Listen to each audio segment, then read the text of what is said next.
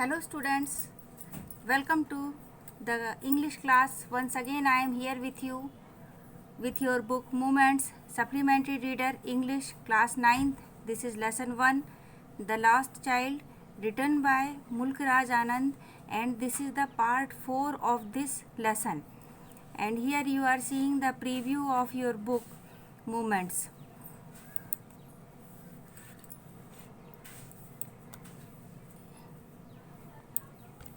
In the previous lessons videos we have completed the story The Lost Child, and now it's turn to do the questions and answers of the story. So we have lesson 1, it is already given here.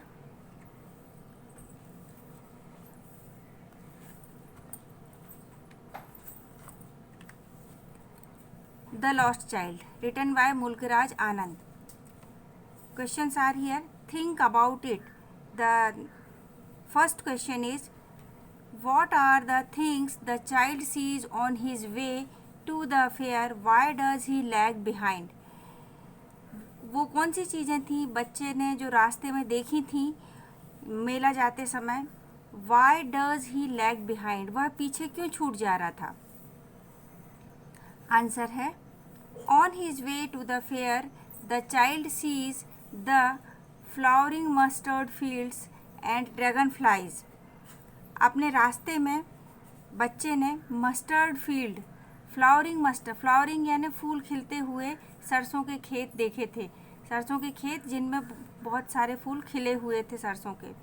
And dragon flies एक तरीके का कीड़ा होता है जिसमें के ऊपर पंख टाइप के रहते हैं, बड़े बड़े पंख रहते हैं, और उसकी बॉडी जो है वो हेलीकॉप्टर टाइप की रहती है. गांव की भाषा में हेलीकॉप्टर का कीड़ा बोलते हैं उसको, इंग्लिश में उसको बोलते हैं dragonflies. He also sees little insects and worms. वो बहुत सारे छोटे कीड़े और वर्म्स यानी केंचुए टाइप के कीड़े मकोड़े देखता है. He sees dove also. वह हंसों को भी देखता है. They flew to the banyan tree. और वो हंस जो है, हंस की प्रजाति के जो पक्षी हैं वो बैनियन ट्री यानी बरगद की पेड़ की ओर उड़ जाते हैं. He goes near them to get one. वो उनके पास जाता है कि एक उनमें से एक को पकड़ ले. सो ही लैग्स बिहाइंड. इसीलिए वह पीछे छूट जाता है. बच्चों, मैंने बहुत कोशिश की है कि आंसर्स आपको बहुत छोटे छोटे दूं, है ना, तो इससे ज़्यादा छोटा करना पॉसिबल नहीं हो रहा था. नेक्स्ट क्वेश्चन है, in the fair he wants many things. मेले में वह बहुत सारी चीज़ें चाहता है. What are they. वो कौन सी चीज़ें थीं? Why does he move on without waiting for an answer. वह क्यों आगे बढ़ जाता है बिना उत्तर के इंतज़ार किए? यही क्वेश्चन दूसरे तरीके से पूछा जा सकता है. In the fair the child wanted many things. मेले में बहुत सारी चीज़ें बच्चा चाहता था खुद के लिए. What are they. वो कौन सी चीज़ें हैं? एक और प्रश्न बनता है इसी से, यानी इसी ये जो प्रश्न है इनका सबका एक ही उत्तर है, इसलिए इनको एक साथ लिए हैं अपन ने. Enlist the things the boy asked his parents to buy for him. Enlist यानी लिस्ट बनाना, है ना. एक लिस्ट तैयार करें जो बच्चा चाहता था अपने पिताजी से कि वह उसके लिए वो चीज़ें खरीदें. तो इसका आंसर है, the child sees many things and wants them. बच्चा बहुत सारी चीज़ें देखता है, मैनी यानी बहुत सारी, थिंग्स यानी चीज़ें, एंड वांट्स देम और वह उन्हें चाहता है खुद के लिए. These are. उनमें से वो चीज़ें हैं गुलाब जामुन. पहले वो जो मिठाई की दुकान थी स्वीट मीट सेलर के पास से वो चाहता था गुलाब जामुन, रसगुल्ला, बर्फ़ी, जलेबी. ये तो मिठाई की दुकान से चाहता था. फिर आगे बढ़ा, अ गार्लैंड ऑफ गुलमोहर. फूल की दुकान से उसको चाहिए था गुलमोहर की माला. गार्लैंड यानी माला. आगे बढ़ा था, बलून्स दिखे थे उसको, बलून्स चाह रहा था. He also wants to ride a merry go round. वह आगे जाके मैरी गो राउंड यानी गोल वाला झूला भी झूलना चाहता था. He moves on without waiting for an answer. पर वह बिना उत्तर की प्रतीक्षा किए आगे बढ़ गया। He knows parents won't buy any of these for him. वो ये जानता था इनमें से कोई चीज़ उसके माता पिता उसके लिए नहीं खरीदेंगे। सो ही गोज अहेड, इसलिए वह आगे बढ़ जाता। नेक्स्ट है, when does he realise that he has lost his way. उसको कब इस बात का एहसास हुआ कि वह अपना रास्ता भटक गया है, रास्ता भूल गया है। How have his anxiety and insecurity been described. उसकी परेशानी, एंग्जाइटी यानी परेशानी, इनसिक्योरिटी यानी असुरक्षा कैसे वर्णित की गई है।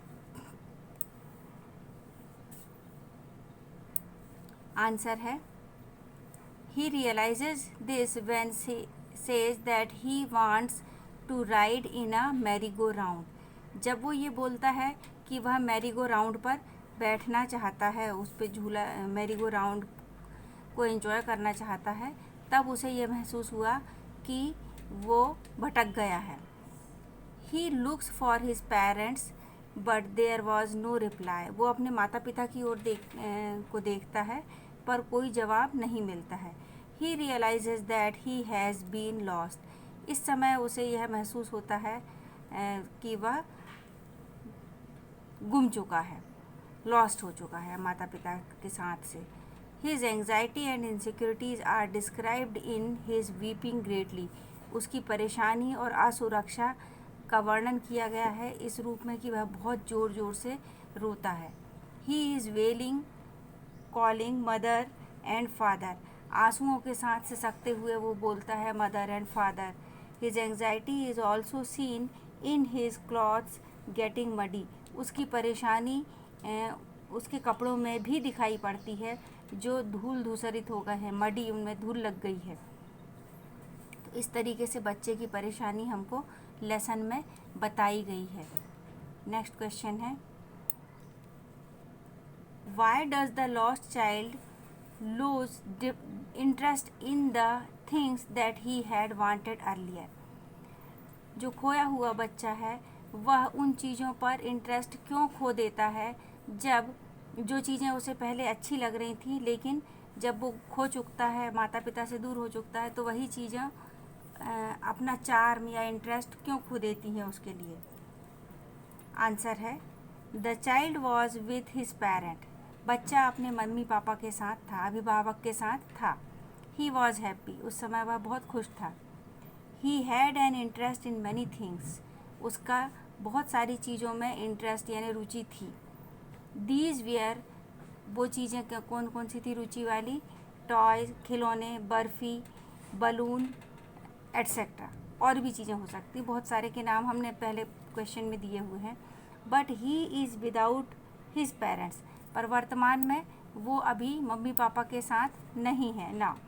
ही इज़ अ लॉस्ट चाइल्ड, इस समय वह एक खोया हुआ बच्चा है। So these things have no interest in him, तो इन चीज़ों में उसकी अब रुचि नहीं है। He simply wants his parents now, अब उसे सिर्फ अपने अभिभावक ही चाहिए, मम्मी पापा ही चाहिए। बाकी चीज़ें जो हैं वो टेम्परेरी सम्मोहन रखती हैं, लेकिन माता पिता की सुरक्षा का जो सिक्योरिटी का जो भाव है वो परमानेंट है। तो अब बच्चा क्या चाहता है, अपने माता पिता को ही चाहता है। नेक्स्ट क्वेश्चन है, what do you think happens in the end. आप क्या सोचते हैं कि अंतिम में क्या हुआ होगा। Does the child find his parents, क्या बच्चे को उसके माता पिता मिल गए होंगे। देखें, ये जो क्वेश्चन है ये हमारी सोच के ऊपर डिपेंड करता है। आपका व्यू इससे हटकर भी हो सकता है। मैंने मेरे हिसाब से मुझे जो उचित लगा वो व्यू लिखा है। Answer, the end of the story shows nothing. कहानी के अंत में कुछ भी नहीं बताया गया है। It may mean that the child has found his parents. May यानी हो सकता है, संभावना है कि बच्चे को उसके माता पिता मिल जाते हैं, कि बच्चा अपने माता पिता को ढूंढ लेता है, फाउंड कर लेता है। हाउएवर, हालांकि in such circumstances a child is often found out by his parents. इस तरह की परिस्थितियाँ, सर्कमस्टेंसेज यानी परिस्थितियों में अधिकतर, ऑफन यानी अधिकतर बच्चा अपने माता पिता को पा लेता है।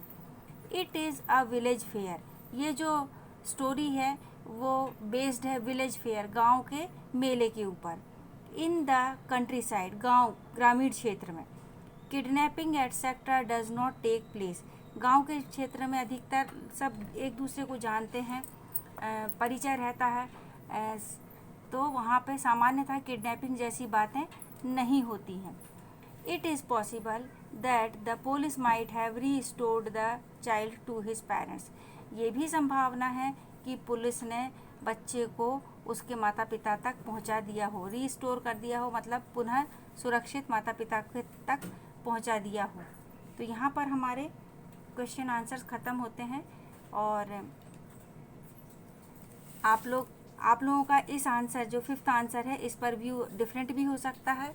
वो ये भी हो सकता है कि बच्चा अपने माता पिता को नहीं पाया हो, पर मुझे लगता है कि थिंक पॉजिटिव, और उस हिसाब से कि बच्चे ने भले ही थोड़ा परेशान हुआ हो, मेले की समाप्ति तक अपने माता पिता को पा लिया होगा। तो आपको आज का वीडियो कैसा लगा आप कमेंट करके बता सकते हैं।